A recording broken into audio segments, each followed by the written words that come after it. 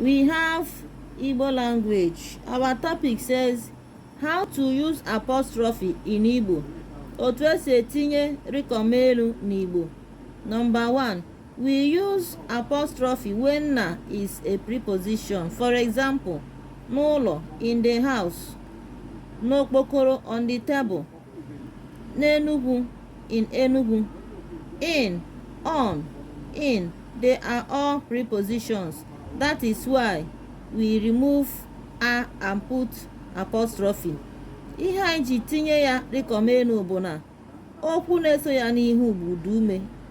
Anyị ga-eji mara mgbe mbụzọ, mgbe ọ na-arụ ọrụ bụ na dịka mbụzọ. Okwu na-eso ya n'ihu ga-abụ udume. Ị ga-ahụ o, e.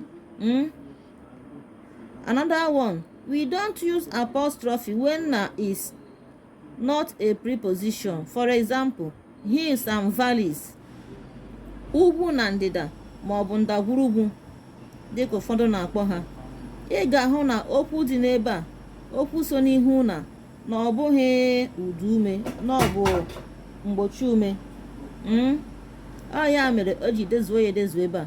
We don't use apostrophe for assimilation or elisions.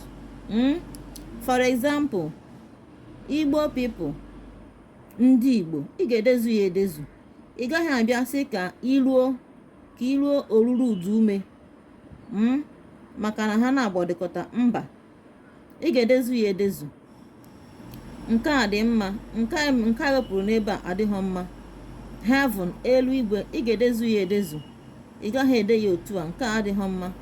In heaven, n'elu igwe. Because in is a preposition. That is why we remove a and put apostrophe. Ihe ga-eji mara ebe na nna arụ ọrụ dịka mbụ ụzọ bụ na okwu na-eso na n'ihu ga-abụrịrị udume dịka ọ dị n'ebe a, elu igwe. Ọ ya mere anyị wepụ a, tinye ya Rikomelu. Ngwa na ụtụsara anyị ihe ozizi a. Ka emesienụ.